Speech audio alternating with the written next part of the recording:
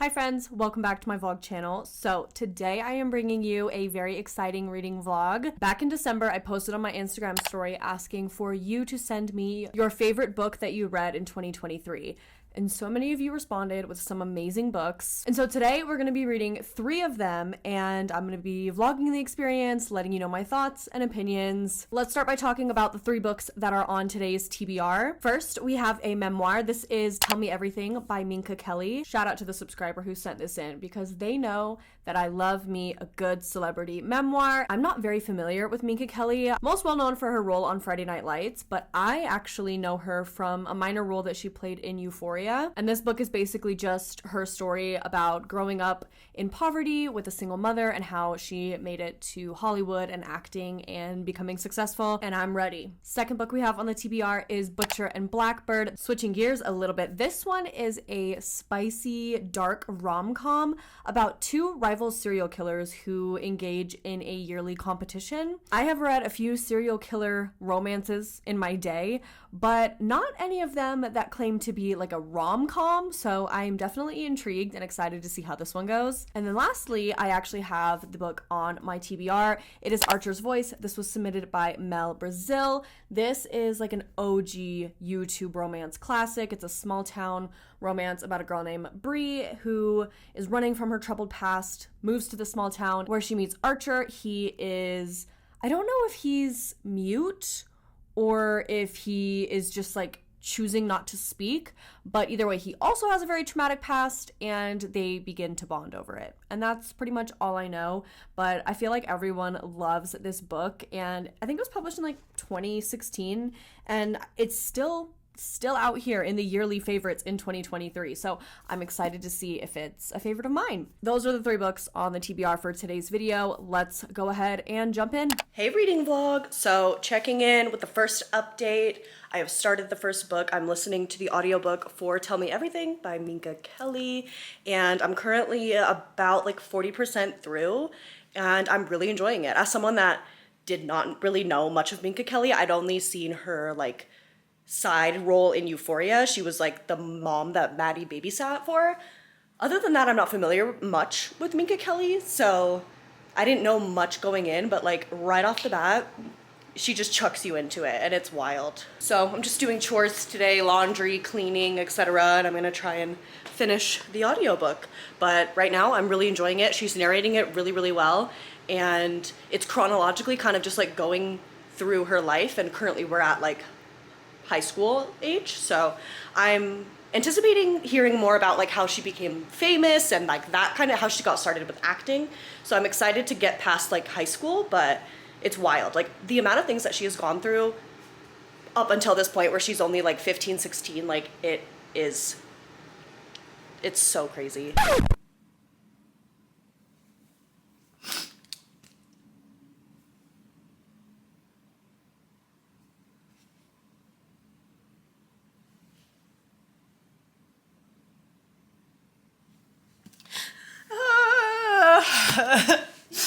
Thank you so much for the book rec, but also like, how dare you, you know? Wow, okay, so I just, if you couldn't tell, I finished Tell Me Everything by Minka Kelly. I just finished the audiobook. I really grew to understand her and like really cared about her and her story. Man, this is a lot. I can't even look at myself in the viewfinder right now, or else I will turn the camera off because like I'm really not a graceful crier. There's just something about a book that centers around a woman's relationship with her mother that's just always gonna hit really, really hard for me. It is very similar in terms of like content to I'm Glad My Mom Died, but it's kind of the opposite. It's kind of like I actually learned to appreciate and love my mom when she died. It's like the complete opposite, but both Minka and Jeanette went through like really, really horrible, tragic things as children, and then were able to like build a successful acting career. And it's wild to like compare their stories, not that, you know, you need to, but it's just in comparison, like the only other 5-star like absolutely amazing celebrity memoir that I've read that touched me this way was Jeanette's, so I can't help but just draw comparisons to them. This totally like also up there with me, hit the mark. I think the way that Minka structured this story was so cool because you start the book and there's like a prologue scene and it starts at a certain time in her life, and then you go back to the beginning and you kind of just go chronologically, and when it ties in the end and you get the title and you understand why the book is called Tell Me Everything, and you get why the stripper peep show scene is the like why everything just like connects in the last like sentence, like actually makes you wanna die a little bit. I really appreciated this. I think it was really, really well written. The narration was beautiful. Minka definitely got like choked up and emotional, obviously. Wow, like, oh my God, I literally just like, I need a nap. This book made me cry. I think I cried like a solid 5 times towards the last like 20% of the book. Oh, I was just sobbing. Like I could not listen to it out in public or else I would be crying. Thank you so much to the subscriber who said that this was one of their favorite books and recommended it to me. I am so glad I read it. I love me a good celebrity memoir. If you have any other ones that you really recommend, comment them below. But for the first book that we're reading in this video, to get a 5-star, like, slay, iconic, legendary, amazing. So yes, I did rate this 5 stars. I do rate nonfictions and I rate memoirs. I know that might be controversial. I don't know. I feel like it kind of became a trend for everyone to like not rate nonfiction because it's like they don't want to rate people's like life story. But I studied creative writing in my undergrad, and like I think regardless, you can still judge a book based on its writing skill and its quality to tell a story. And I don't think that rating a book on Goodreads has any merit on like the content of the book, and the like ratings are not for authors. They are not for the book. They are not for the author. They are not for the writer. Ratings are just to let other readers know if they should read the book. Like that's literally it. So I do rate memoirs and I'm not really gonna apologize for that. I don't know. I feel like I get some comments about that sometimes, but I don't give a fuck. 5 stars, this was great. I'm emotionally like drained, exhausted, worn out. So I think I'm gonna go take a nap and I will let you know when I start the next book.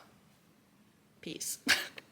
Okay, hey, it's been a few hours. I'm no longer crying. I have collected myself. I just drove to Barnes & Noble and picked up a physical copy of the next book that I'm going to be reading for this video.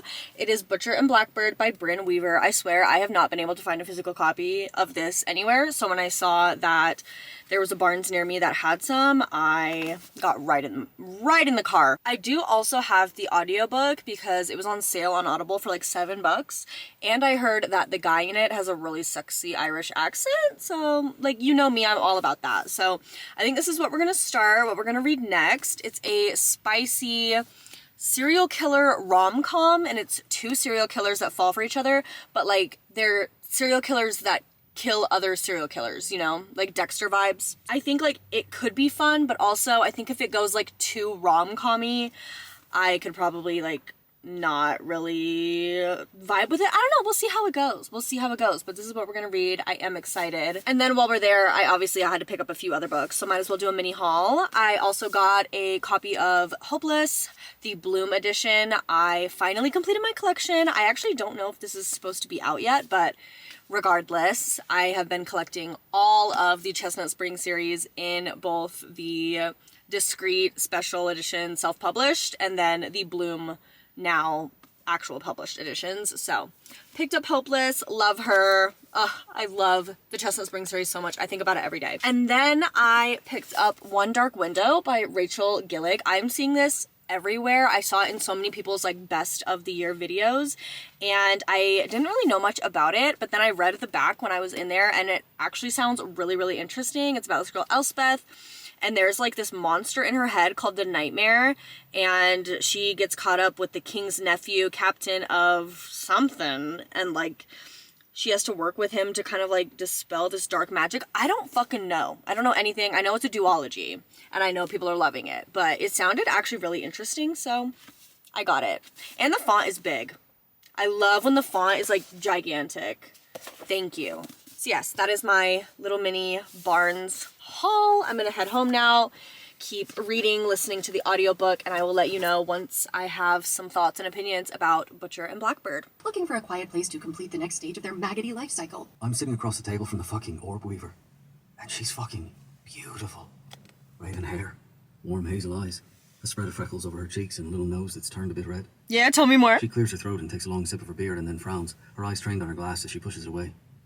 Hi vlog, happy Sunday. So I have a bit of a reading update because I have made some progress on Butcher and the Blackbird. I'm currently about 90 pages in, so you know, we're like a fourth of the way. And I'm on, oh, I don't even know what chapter because they all have titles. I'm on Koreans. I've got about 3 tabs. I just have tabbed like lines or quotes that I really, really liked. So there's been about 3 moments that I've been like, ooh. But otherwise, I do not know how to feel about this. This is such an interesting book. It is so weird. And maybe I should have expected a weird book from a serial killer rom-com.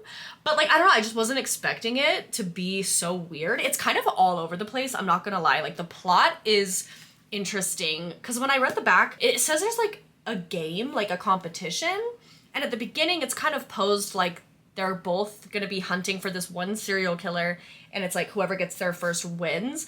But 80 pages in, we have met, a year has passed, we have met up again, caught this other serial killer, killed him, and now it's been like months after that and they haven't spoken. It feels like so much of this relationship has happened, like so much has happened in these 80 pages. Like I thought that that was the book. So now it's like, what the fuck is all of this going to be? And I think there's actually gonna be like more serial killers that they're gonna be chasing. I don't know.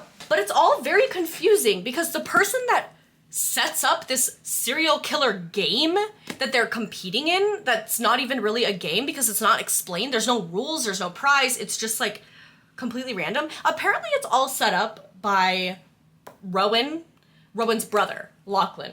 And it's like, okay, I'm just supposed to believe that? Like, I know nothing about Lachlan, I know nothing about Rowan. I feel like we just jumped right in as if like there's already been a book before this that's introduced us to the characters, made us as the reader understand why they became serial killers, like how they met. Like from page 1, book 1, you are in a scene, they meet for the first time and they like immediately act like they have been besties. And like we get no backstory about like how they got to where they are. And then all of a sudden Rowan's like, oh my God, I need to be able to see her again. Like there's no way I can only like have this be our one interaction. So he's like, hey, I have an idea. Like let's do this competition game where we find serial killers. And it feels like he just like spits it out and then his brother just magically off page like puts together this entire game. It's like, again, as a reader, I need you to like make it make sense. Make it make sense.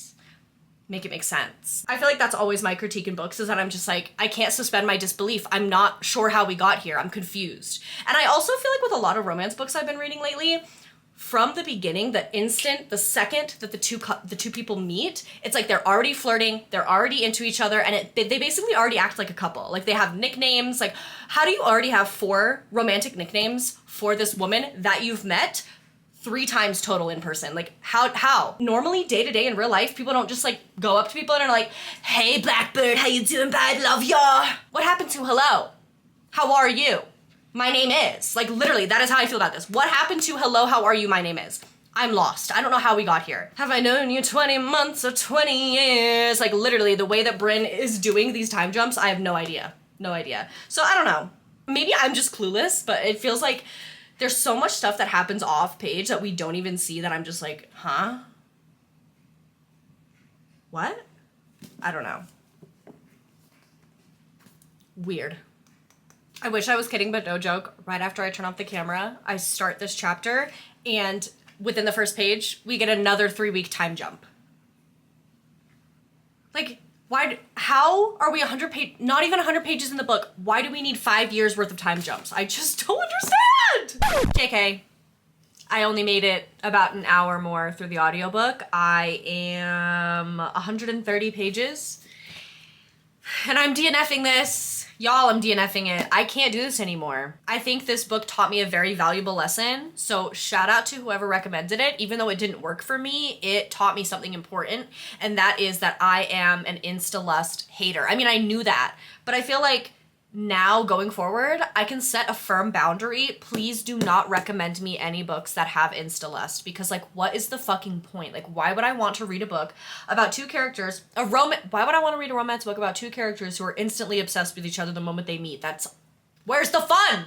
what's the point? If I wanted that, I would just go straight to porn. Like, I'm not kidding. I gave it 2 stars though, because I don't think it's like 1 star. You know, like most DNFs I like don't rate, or I give it like a 1 star, but I still gave it a 2 star because like there's like the bones, there's the shell, there's the backbones, the breadcrumbs of the story, and that's what the 2 stars are for, but it's just missing so much development. This book just felt like it was trying to do way too many things, and in doing so, it kind of like failed at all of them. The only thing that stands out from this experience to me was how great the audiobook narrators were. Like, they absolutely slayed it. If you do really like audiobooks and this is at like your library, like, maybe pick it up and give it a listen.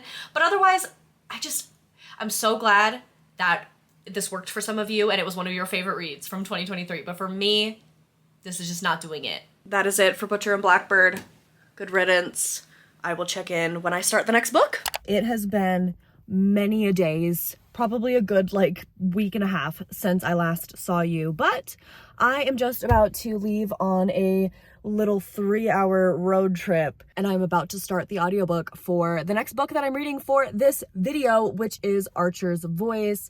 This was one of your favorite reads last year, so let's give it a shot. It is on my TBR for the year, and I've had it on my shelf for a long time, so I'm excited to start it. I know it's like a small town romance, emotional, and I think it was published in like 2016, so anyway, I'm gonna head to Wendy's because I need lunch. It's like 1 p.m. and I'm starving. And then after that, we're gonna head on the road and I'm gonna listen to the audiobook and I will let you know how it goes. I have made it to my destination and I got to chapter 13 of the audiobook. I think I'm like 35% of the way through, and honestly, I'm enjoying it. We're just like getting to know our main characters, Bree and Archer. We're building up the backstory. They both have like pretty dark, traumatizing pasts, so you're like slowly unraveling that while also just learning about this small town. And I love me a small town romance. It's just like a cozy vibe and it's a slow burn, and I love that. So, but I have been needing like a good slow burn romance for a minute, so right now it's going good. This Wendy's ghost pepper chicken sandwich though, way too fucking spicy.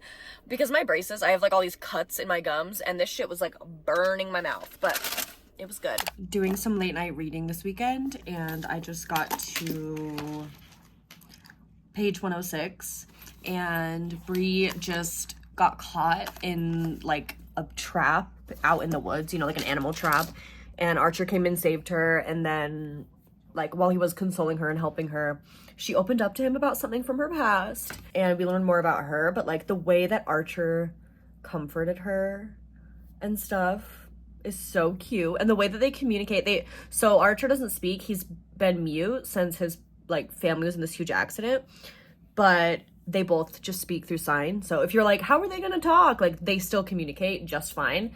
But like the way he was comforting her,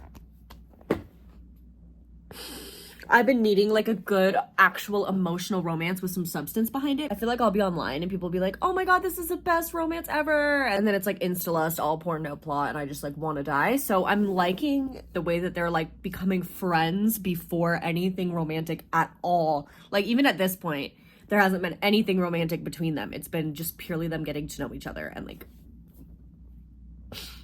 it's nice. I think it's time for a reading update.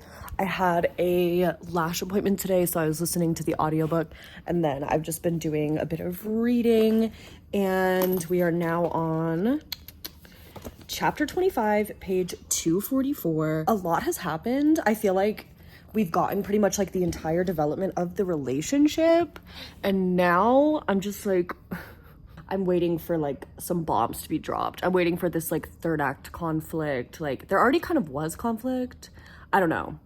I really don't know how to explain what's going on without spoiling anything, so I won't. The writing is a little bit repetitive, especially during the spicy like smut parts.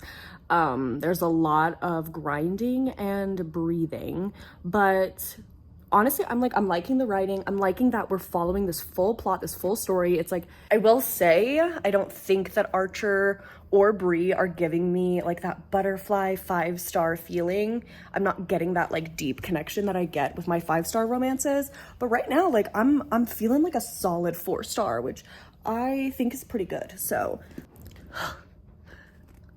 what the fuck? What the hell? Why would Mia Sheridan blue ball me like that? Like, are you serious? With the amount of plot twists that are chucked in this little cutesy romance, this cutesy little small town romance, no, babe. This is like a romantic suspense. Like, this is intense. Oh my God. Okay, I have officially finished Archer's Voice, and I've collected my thoughts. I have my opinion, my review. I think I'm gonna give this 4 stars. I actually enjoyed it a lot more than I thought I would. I think that the writing was easy to follow. It was fast paced, but it wasn't like overly cringy. It didn't age poorly at all. I think Archer as a leading love interest, he's actually a love interest that I would root for, that I would fall for in real life. You know, I feel like in a lot of romance books, there's become a trend of romanticizing really gross and unhealthy relationships, and Archer is the definition of a gentleman, so I did really enjoy them, and I loved how their romance, like, I don't know if I would call this a slow burn, but it's like there's no insta lust, there's no insta attraction. It's like they slowly go from strangers to friends to romance, you know. Obviously, I would say they are pretty like heavily romantically involved by like the halfway point, but there's still so much plot and like other stuff for them to deal with that I wasn't bored, because normally if like a couple gets together by the halfway mark, I'm like, oh no, like what's gonna happen? Like, but I enjoyed it. Anyway, and I was not expecting so many plot twists. Like, this book was giving me fucking whiplash, the way it was like tossing me around, and it did get me emotional. I did tear up like once or twice, but yeah, I liked it. It was a good time. I'm gonna give it a 4 star. It just doesn't have that like 5-star feeling. I feel like Archer and Bree aren't characters that I like really connect to, or a couple that I'm like gonna dream about and think about for the, you know what I mean? But I feel like if someone came to me and was like, I want to start reading romance, like what's a good book to start with? I feel like this is like a great option, and it's definitely one that I will recommend to people. So yes, thank you, Mel, for the recommendation. Overall, I think this video was really successful. We have now read all 3 books, and granted, one of them was a DNF, but the other 2 were 4 and 5 stars. So, I mean, we hit both ends of the spectrum, complete successes and a pretty big fail, but that's life, baby. And that just goes to show that even if we are internet besties and we love to talk about books and hang out, we can have different opinions. I'm so glad that you guys loved these books last year, and I'm so glad that I loved 2 out of 3 of them. Thank you so much for recommending them to me. I would definitely love to do more reading vlogs like this where I read your guys' recommendations directly. So if you have anything you've been dying to see me read, comment below and maybe I'll do another reading vlog soon. And hopefully I'll see you next time. Bye!